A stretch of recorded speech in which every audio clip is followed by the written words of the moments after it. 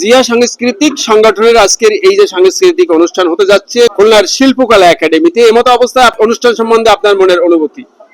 আপনাকে ধন্যবাদ। এমন একটি আয়োজন হতে যাচ্ছে, আমি জিসাসকে ধন্যবাদ জানাই। তারা বিভিন্ন সময় সাংস্কৃতিক অনুষ্ঠান করে থাকে, বিভিন্ন যে দিনগুলো থাকে সে সকল দিনগুলোতে ওরা সাংস্কৃতিক অনুষ্ঠান করে। জিসাসের কর্মীরা এখানে নাচ গান করে, সাংস্কৃতিক চর্চা করে, আবৃত্তি করে। অনেক দেশীয় যে ঐতিহ্য যেগুলো ছিল, যেগুলো হারিয়ে যাচ্ছিল, সেটিকে তারা ধরে রেখেছে, ধারণ করে রেখেছে। এজন্য আমরা তাদেরকে ধন্যবাদ জানাই এবং আমরা সহযোগিতা করতে চাই। খুলনাবাসীর পক্ষ থেকে আমরা তাদেরকে সহযোগিতা করতে চাই।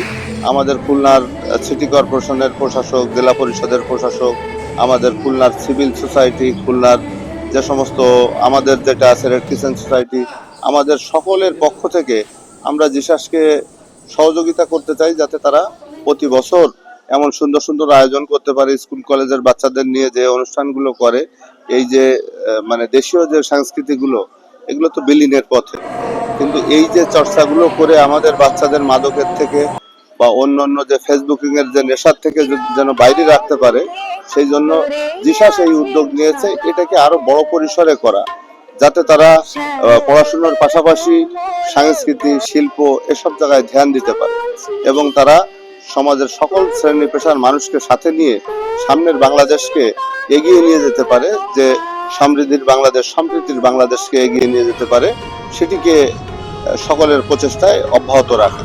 তাদেরকে এই এমন একটা আয়োজন করার জন্য তাদেরকে আমি ধন্যবাদ জানাই, তাদের প্রতি কৃতজ্ঞতা জানাই এবং তারা সহযোগিতা চাইলে আমরা সকল ধরনের সহযোগিতা তাদের করব, যাতে তারা এমন আয়োজন বারবার করতে পারে। খুলনা শিল্পকলা একাডেমি থেকে বিটেন বাংলা প্রতিবেদক আব্দুল আলিম।